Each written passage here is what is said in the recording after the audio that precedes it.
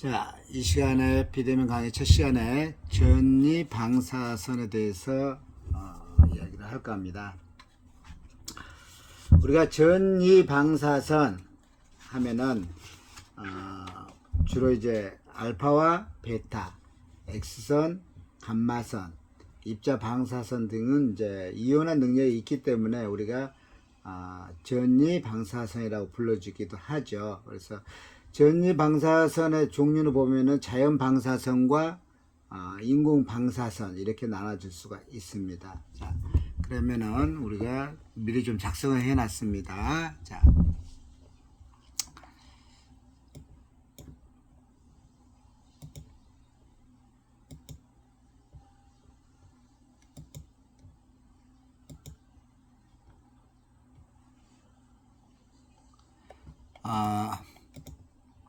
알파와 베타, X선, 감마선, 입자 방사선 등은 이온한 능력이 있기 때문에 이렇게 불러진다 이해했고, 전이 작용이라는 것은 원자가 충분히 큰 에너지를 흡수하면 원자는 전자를 잊게 되는 현상입니다.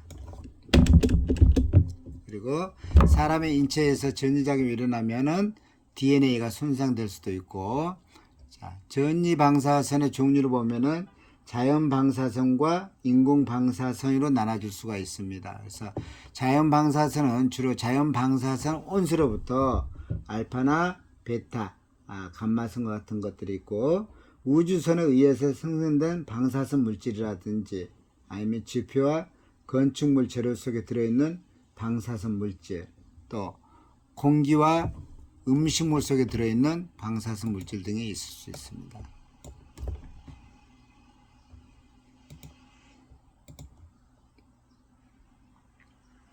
자, 인공 방사선은 질병의 치료나 검사를 할 때, 그리고 구조물의 비파괴 검사 등 같은 목적을 위해서 인위적으로 만들어내는 방사선이라고 하고, 자연적으로 발생되는 방사선과 물리적으로는 같으나 자연 방사선 온수를 사용해서 발생시킬 수도 있고, 또는 인위적으로 만든 방사선 온수의 붕괴 과정을 이용해서도 있을 수도 있다. 이게 이제 인공 방사선입니다. 자, 그리고 우리가 이제 전기 방사선의 분류 중에 직접 전기, 간접 전기가 있는데, 우리가 직접 전기에 해당되는 것 중에 하전 입자선,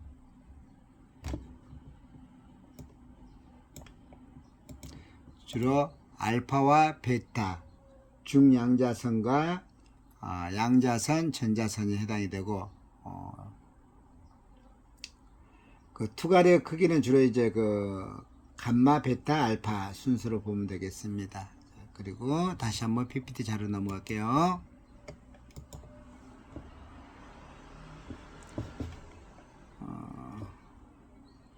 자, 그래서 전이 방사선에 대한 특성을 보면은 X선은 주로 전자파보다는 에너지가 훨씬 강하다. 그리고 투과력도 강하다 이거죠. 뭐에 비해서? 알파나 베타에 비해서. 또 우리 몸을 쉽게 뚫고 지나가는 투과력도 있다라는 거고, 감마선은 의료용 X선보다 좀 더 강한 에너지를 갖고 있다. 그리고 알파 입자는 우리가 자연적으로 존재하는 방사선 원소로서의 방출되고서 투과력이 상당히 약하죠. 종이 한 장도 뚫기가 힘드는 그런 입자입니다. 베타선은 방사선 원자 핵으로부터 튕겨 나오는 전자를 이야기하는 겁니다. 그래서 이 특성을 좀 알아 두시면은 공부하는데 좀 도움이 되지 않을까 싶네요. 단위를 보니까, 방사선 단위를 보니까, 특히 그 첫 번째 렌트겐 조사량의 단위를 보면은 주로 어디서 많이 사용하나요?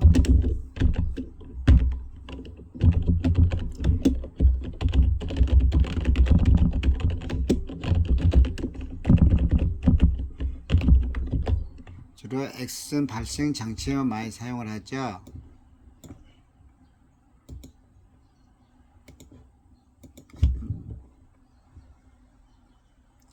베크렐은 방사선 택종에만 사용합니다.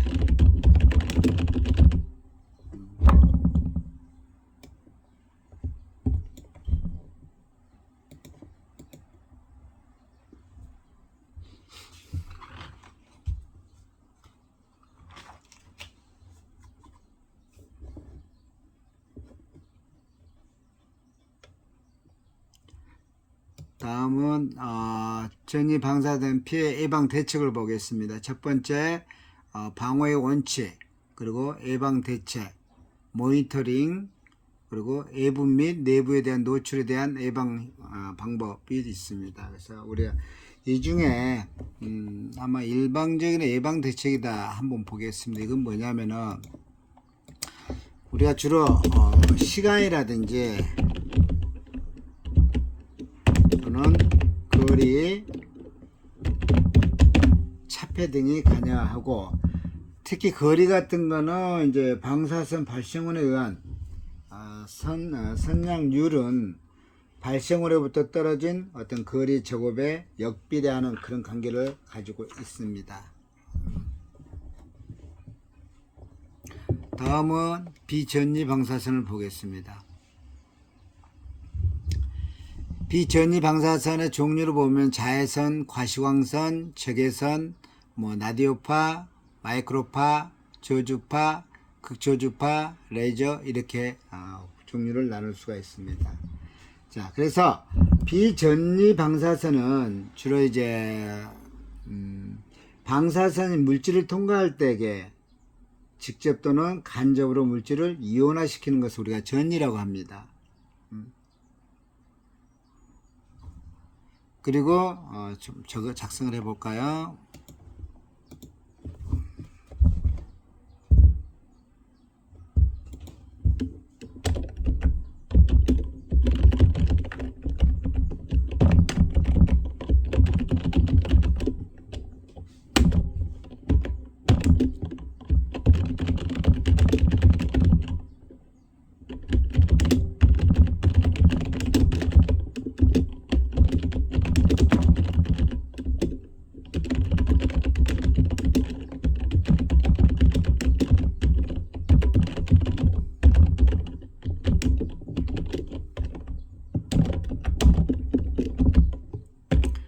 두 번째로는 알파와 베타 X선과 감마선,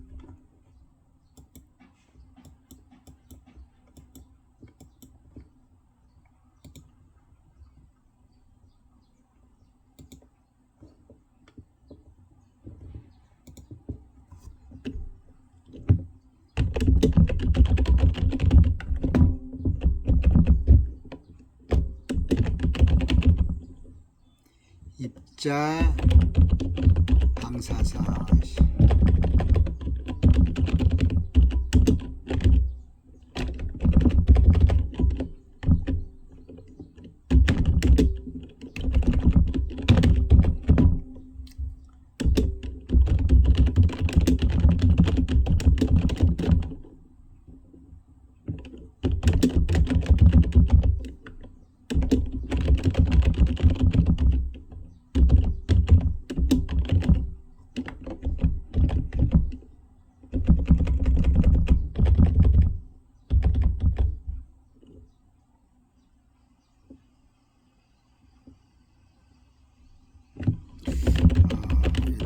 이렇게 했어야 되겠다.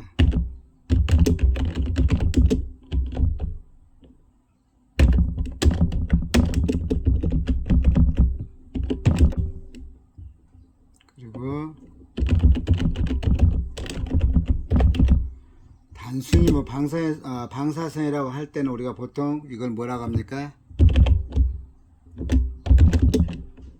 전지 방사선이라고 합니다.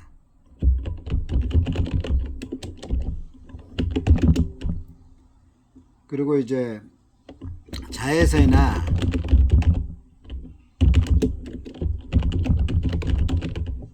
가시광선은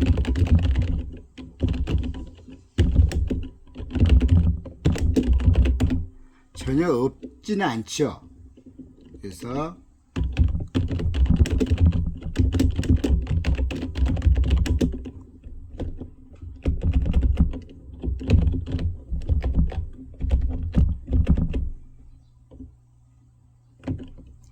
매우 약하죠.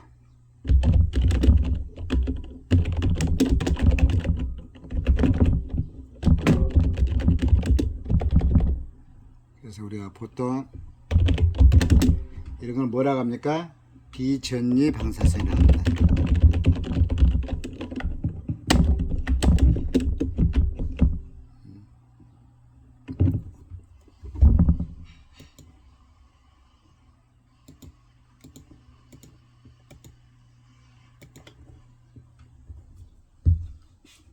자, 종류는 꼭 기억을 좀 해 주십시오. 다음은 자외선 한번 보겠습니다. UV라고 하죠. 우리가 이제 자외선의 어떤 특성을 보면은, 그렇죠. 올해 17세기 영국의 과학자 누굽니까? 그 아이작 뉴턴이 유리 프리즘을 통해서 과시광선의 무지개 색상임을 우리가 알아냈고, 또 1800년 그 천문학자 일리엄 허셜이 눈에 보이지 않지만은 적외선이 있음을 발견하고, 또 1801년에 독일의 물리학자 요한 비헬림 리터는 빨간색 반대편에 보라색을 지내서 보이지 않는 빛이 있음을 입증을 한 거죠. 그래서 한마디로 빨주 노초 파남보, 즉 무지개 색상이죠. 여기에서 빨간색 이전을 우리가 적외선이라 하고, 마지막 보라색 뒤에 있던 이때 보이지 않는, 볼 수 없는 우리가 전자기파가 우리는 그쪽에 자외선이라고 우리가 이야기를 합니다. 그때. 자, 그래서 자외선은 1801년에 독일의 물리학자 비헬림 리터가 스펙트럼의 어떤 반대편에 보라색보다 짧은 스펙트럼 빛을 관찰하면서 최초로 발견한 거죠. 그래서 그는 그 빛에 의해서 반응하는 염화은을 바른 종이를 이용해 가지고 보라색의 외부의 눈에 보이지 않는 빛을 발견하게 됩니다. 그래서 우리 이제 자외선에 노출되면은 또는 흡수되면은 보통 두세 시간 또는 뭐 2시간 길게는 5시간 후에 히스타민 양 물질이 유리돼서, 즉 이게 뭡니까? 모세 혈관을 확장시킵니다. 또 조사량이 너무 많으면은 모세 혈관의 투과성이 증가될 수도 있고, 아니면은 조직의 부종이 생길 수도 있습니다. 또 더 나아가서 수포 현상과 어떤 박피 현상이 일어날 수도 있습니다. 이게 우리가 자외선이라고 합니다. 그래서 우리가 인공적인 어떤 발생원의 아크 용접이라든지 어떤 전기 용접, 주로 용접이 많이 차지하는데, 고압수은 증기라든지 형광램프, 금속, 절단 등이 있습니다. 그래서 자연적 발생원은 태양광선에서 약 5% 정도라고 보시면 되겠고,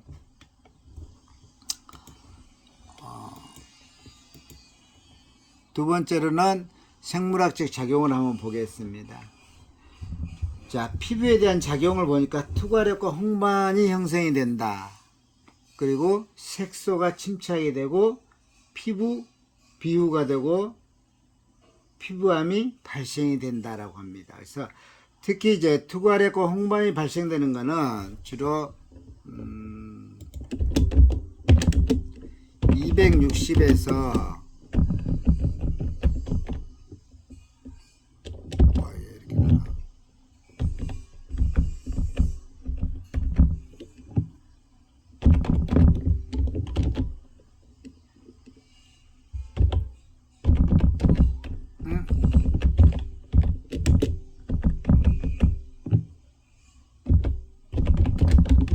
260에서 290 나노미터 정도의 그 파장을 가지고 있고,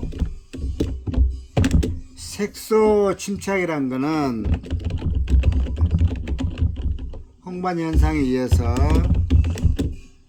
색소 침착이 생긴다 그리고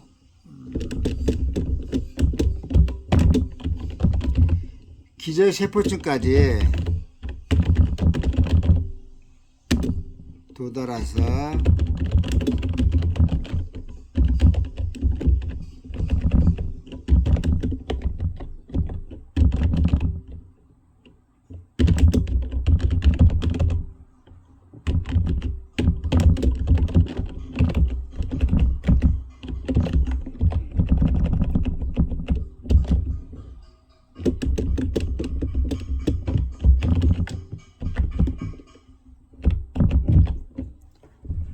이거 좀 적게 할까요?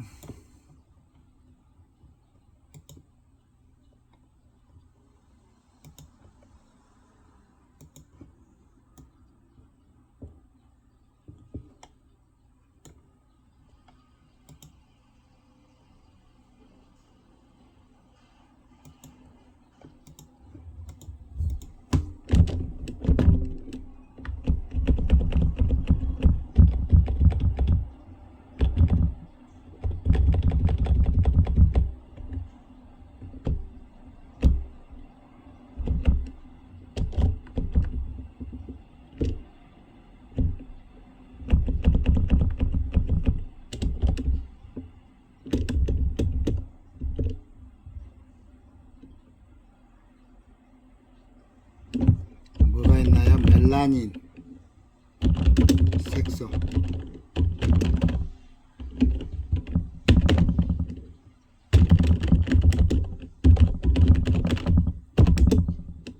또 그 한편으로는 색소가 증식되게 되죠.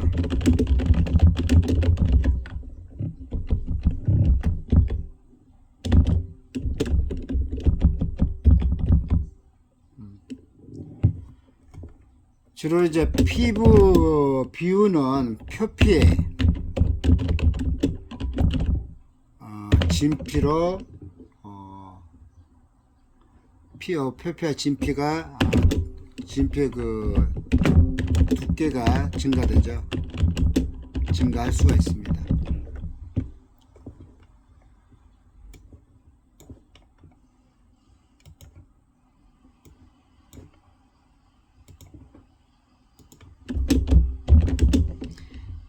피부암에 발생할 수 있는 자외선 파장은 약 280에서 320 나노메타 정도.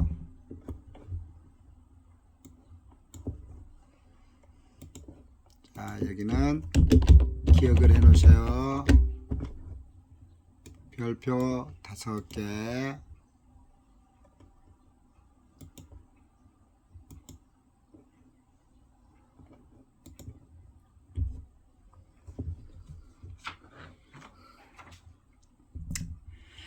자, 생물학적인 작용 첫 번째 피부에 대한 작용, 두 번째로는 눈에 대한 작용을 보겠습니다. 주로 이제 전기용접이라든지 자외선, 살균 취급자 등에서 발생되는 자외선에 의해서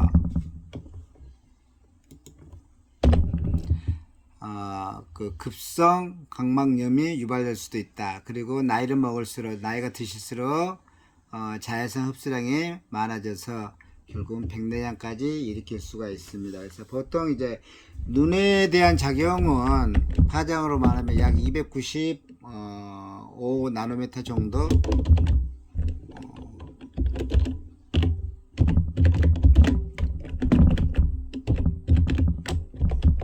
의 파장에 의해서 자외선은 이제 모두 각막과 결막에서 흡수됩니다.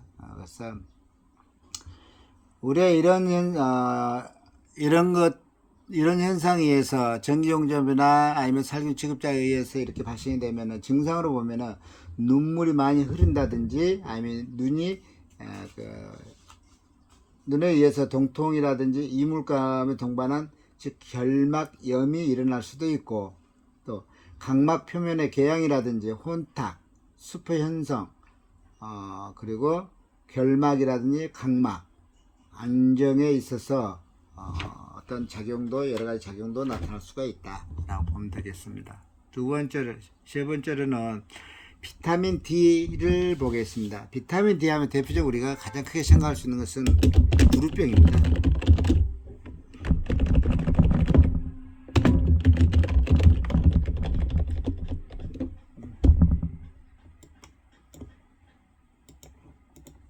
보통 280에서 320 나노미터에 의해서 발생할 수 있는 것들이 여기에 해당이 됩니다. 그래서 다음은 자외선하면 이제 대표적인 살균 작용을 보겠습니다. 자, 살균 작용 보니까 254에서 280 나노미터 정도에서, 즉 254 파장 정도에서 가장 강하게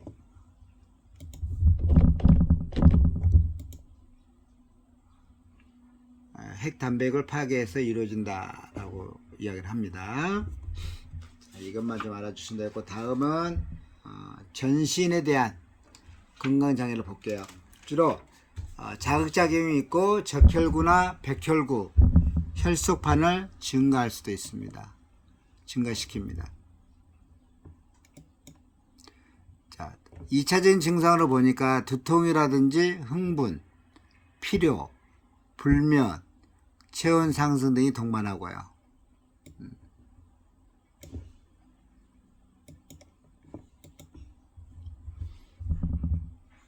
자, 예방 대책을 보겠습니다. 자외선에 의한 예방 대책을 보니까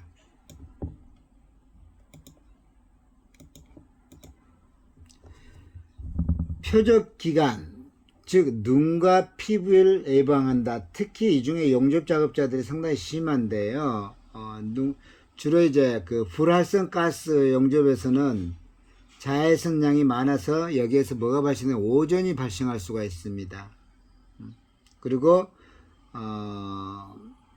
트리클로레틸렌 TC 같은 거는 단자외선 조사량으로 분해가 돼서 조사로 인해 여기서 분해된 상태에서 포스갱이 발생을 합니다. 그래서 보통 250에서 280 나노미터의 어떤 자외선에서는 강력한 살균 작용도 있습니다.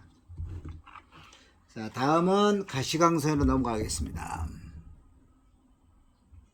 빠른가요?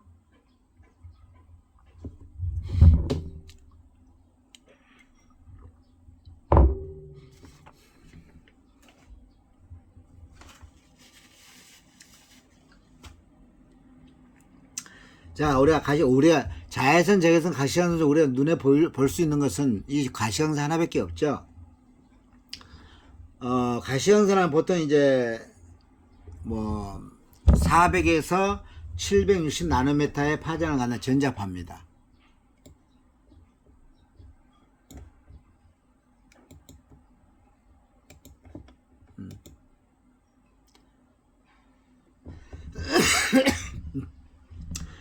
그래서 이제 지표에 도달하는 태양에 대한 가시광선의 강도를 보면은 지리적 조건 이하에서 시각이라든지 계절적인 영향, 당일 일기예보 또는 대기 오염에 따라서 달라질 수도 있고, 사물을 즉 밝고 어둠을 보고 색을 느낄 수 있는 중요한 선입니다. 그러나 이제 가시광선에 의해서 망막을 손상할 수도 있다 라고 봐주시면 되겠어요.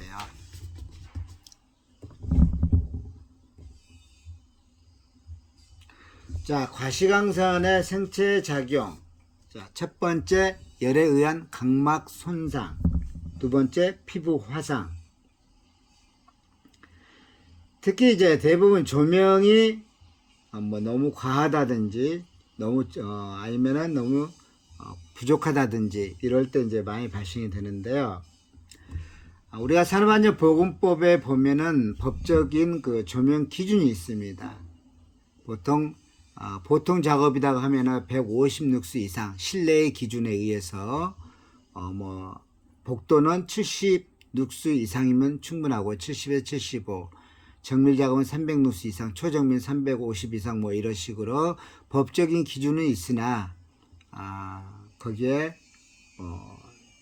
작업왕 측정에서 또는 현장에서 크게 영향을 받지 않고 일을 하고 있다라고 보면 되겠어요. 그래서 우리가 주로 이제 조명이 여기서 보면은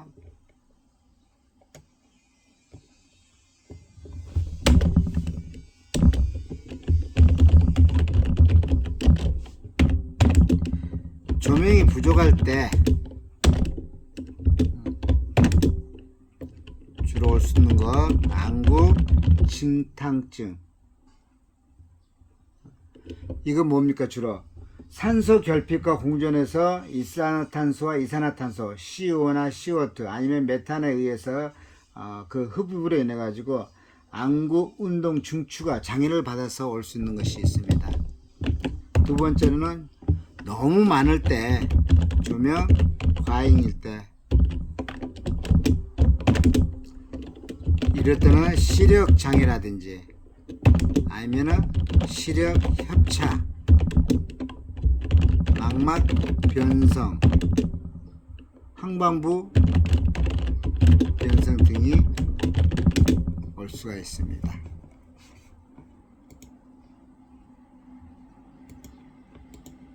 자, 기억해 놓으세요.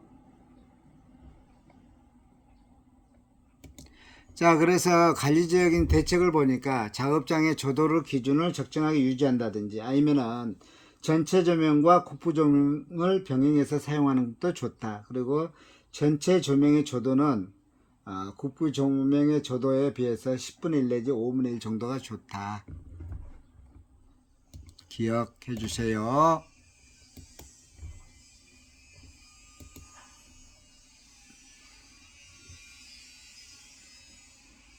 자, 조금 쉬었다 하겠습니다.